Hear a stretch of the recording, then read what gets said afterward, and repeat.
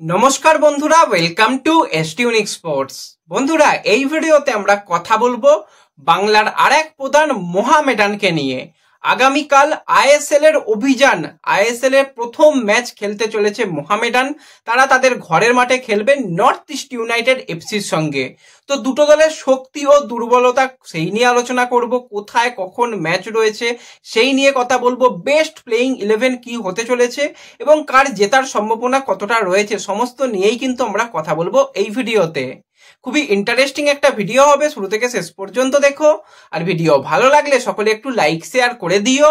আর যারা চ্যানেলে প্রথমবারের জন্য এসেছো, মনে করে চ্যানেলটাকে সাবস্ক্রাইব করে তার পাশের বেল আইকনটাকে অন করে রেখো, তাহলে তোমাদের প্রিয় দলের খেলার সমস্ত আপডেট তোমরা এখানে পেয়ে যাবে।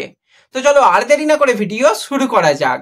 তো প্রথমেই যদি আমরা কথা বলি মোহামেডান বনাম নর্থ ইস্টের ম্যাচ, আগামীকাল সন্ধ্যা 7:30 থেকে কিশোর ভারতী স্টেডিয়ামে মোহামেডান কিন্তু তাদের সিজনের প্রথম ম্যাচটা খেলতে চলেছে এবং আইএসএল এর ইতিহাসে তাদের প্রথম ম্যাচ হতে চলেছে।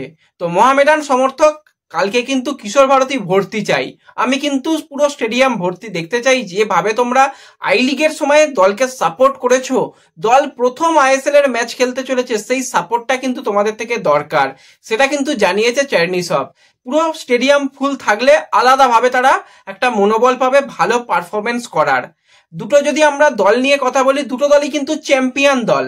North east recent Durand cup champion হয়েছে আর মোহামেডান লাস্ট সিজনে আই লিগ চ্যাম্পিয়ন হয়েছে। তো দুটো টিমই কিন্তু ট্রফি পেয়েছে, ট্রফি পেয়ে তারা কিন্তু আইএসএল এ তাদের প্রথম ম্যাচ খেলতে চলেছে।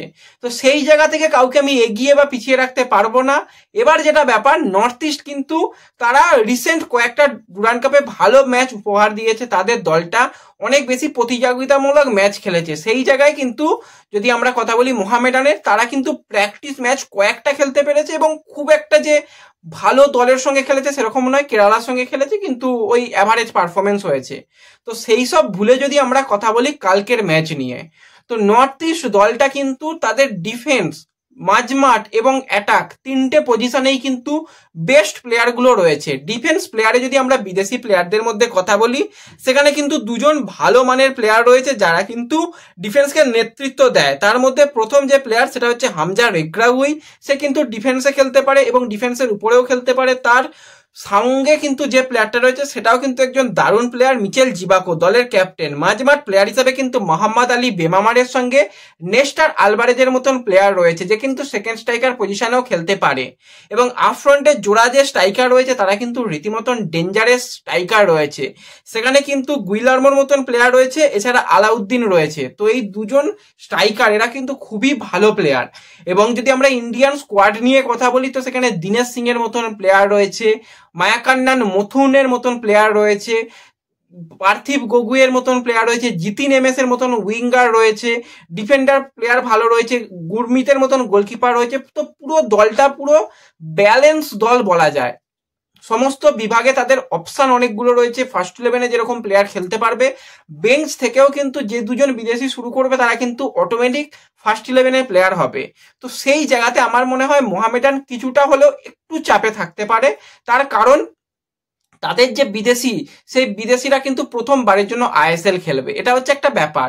সেখানে ডিফেন্স লাইনে কিন্তু আরজেইর মতন বিদেশি প্লেয়ার থাকলেও কিন্তু মোহাম্মদ কাদেরির ছিটকে যাওয়াটা একটা বড় ধাক্কা কিন্তু মোহামেডানের জন্য বলতে হয়।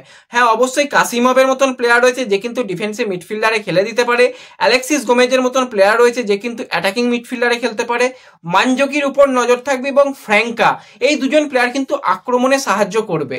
তো ওভারঅল দেখতে গেলে দুটো টিমই কিন্তু বিদেশিগুলো ভালো রয়েছে, কিন্তু একজন যেহেতু কম বিদেশি নিয়ে মোহামেডান খেলবে, তো সেই অপশনটা কিন্তু কম। ইন্ডিয়ান প্লেয়ারদের মধ্যে বলতে গেলে অনেকজন প্লেয়ার আইএসএল এক্সপিরিয়েন্স, গৌরব বোরা আইএসএল এক্সপিরিয়েন্স প্লেয়ার, রচার জেলা, মাকান ছোটে, সাজাদ হোসেন প্যারে, এরা কিন্তু মোটামুটি আইএসএল এক্সপিরিয়েন্স প্লেয়ার, তাদের এক্সপিরিয়েন্স রয়েছে।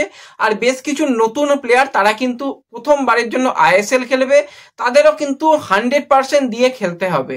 সেই জায়গাতেই মূলত লড়াই হবে।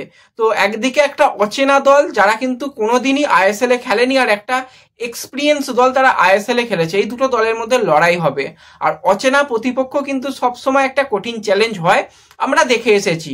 তো আশা করি মোহামেডান কিন্তু একটা দারুণ দারুণ পারফরমেন্স দিতে পারবে। এবার যদি আমরা দুটো দলের বেস্ট প্লেইং 11 নিয়ে কথা বলি, প্রথমেই আমরা কথা বলবো নর্থ ইস্টের বেস্ট প্লেইং 11। সেখানে গোলকিপার পজিশনে কিন্তু অবশ্যই গুরমিত ফার্স্ট চয়েস হিসাবে থাকবে। সেন্টার ব্যাক হিসাবে দীনেশ সিং এর সঙ্গে কিন্তু মিচেল জিবাকোকে ক্যাপ্টেন হিসাবে দেখতে পাবো। সাইড ব্যাকে আসির আক্তার রয়েছে, অপরদিকে টন্ডম্বা সিং রয়েছে। মাঝমাঠ প্লেয়ারে মায়াকান্ডান মুথুরের সঙ্গে কিন্তু মোহাম্মদ আলী বেমামার, তারা কিন্তু মাঝমাঠ পজিশনে থাকবে। কিছুটা আফ্রন্টে কিন্তু নেস্টার আলভারেজকে অ্যাটাকিং মিডিও পজিশনে রেখে দুটো উইংয়ে, একদিকে পার্থিক গগৈ, অপরদিকে জিতিন এভেন্স, আর আফ্রন্টে কিন্তু আলাউদ্দিন শুরু করবে। পরবর্তী সময় বেঞ্চ থেকেও কিন্তু অনেক অনেক ভালো অপশন রয়েছে নর্থ ইস্টের কাছে। এছাড়া যদি আমরা একটুখানি মোহামেডানের বেস্ট প্লেইং 11 নিয়ে কথা বলি, তো গোলকিপার পজিশনে কিন্তু পদাম ছেত্রী শুরু করবে। সেন্টার ব্যাকে গৌরব বোরার সঙ্গে কিন্তু আরজেইকেই আমরা একদম ডিফেন্স লাইনে দেখতে পাবো। সাইড ব্যাকে কিন্তু সামাদ আলী মল্লিকের সঙ্গে কিন্তু রালতে, তারা সাইড ব্যাকে শুরু করবে। হাতে অপশন রয়েছে জোহালিয়ানার মতন প্লেয়ার রয়েছে, সাজাদ হোসেনের মতন প্লেয়ার রয়েছে, তারাও কিন্তু যে কোনো মুহূর্তে ফার্স্ট 11 স্টার্টার হতে পারে। মাঝমাঠ প্লেয়ার হিসাবে কিন্তু কাসিমভের সঙ্গে আমরা অমরজিৎ সিং কিয়ামকে দেখবো। কিছুটা অ্যাটাকিং মিডফিল্ডার পজিশনে কিন্তু অ্যালেক্সিস গোমেজ, উইং পজিশনে একদিকে মাকান ছোটে, অপরদিকে কিন্তু রচার জেলা, আর অপরদিকে কিন্তু মানজকিকে দিয়েই শুরু করানো উচিত। তো দুটো দল দেখলেই বুঝতে পারছো যে দুটো দলের মধ্যে এমন কিছু তফাৎ নেই, শুধুমাত্র অভিজ্ঞতার একটুখানি কম রয়েছে মোহামেডানের। কিন্তু আশা করা যায় মোহামেডান তাদের প্রথম ম্যাচটা কিন্তু অনেক ভালো শুরু করতে পারবে। নর্থ ইস্ট দলকে হারানো সম্ভব। হাই প্রেসিং ফুটবল যেটা কিন্তু অবশ্যই মোহামেডান খেলতে চাইবে, এবং যেরকম মাঠ রয়েছে সেই মাঠকে ভালোভাবে ব্যবহার করতে পারবে মোহামেডান, কারণ এই মাঠে তারা খেলেছে, এই মাঠে খেলার অভিজ্ঞতা রয়েছে। নর্থ ইস্ট কিন্তু কোনোদিন এই মাঠে খেলেনি, এই মাঠ সম্পর্কে কোনো ধারণা নেই। তো সেক্ষেত্রে ওই জায়গায় অ্যাডভান্টেজ কিন্তু অবশ্যই থাকবে মোহামেডানের। আর সমর্থক আশা করি পুরো স্টেডিয়াম, পুরো গ্যালারি ভর্তি রাখবে, টিমকে সাপোর্ট করবে, তাহলে কিন্তু এই ম্যাচটা জেতার সম্ভাবনা রয়েছে। তো আমি তো অন্তত এগিয়ে রাখছি মোহামেডানকে। যদি খুব দিন খারাপও যায়, রেজাল্ট ড্র হবে, মোহামেডানের হারার চান্স কিন্তু কম। প্রথম ম্যাচ থেকে আশা করি পয়েন্ট পাবে চাইনিসবের ছেলেরা। আর মোহামেডান সমর্থকরা, তোমরা তোমাদের দল নিয়ে কতটা খুশি, তোমাদের বেস্ট প্লেইং 11 তোমাদের মতে কি হতে চলেছে মনে হয়, অবশ্যই কিন্তু সেটা আমাকে কমেন্ট করে জানাতে কেউ ভুলো না।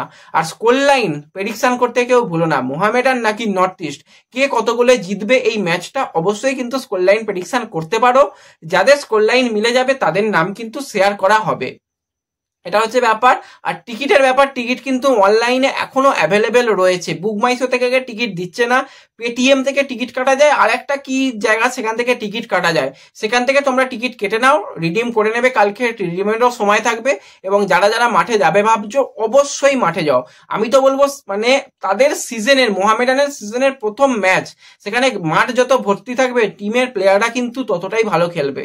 এবং প্রি সিজন একটু মনে হয় কম হয়েছে মোহামেডানের, তাতেও অসুবিধা নেই, সব জানিয়েছে আমরা খেলে দিতে পারবো। তো তোমরা সাপোর্ট কিন্তু করো।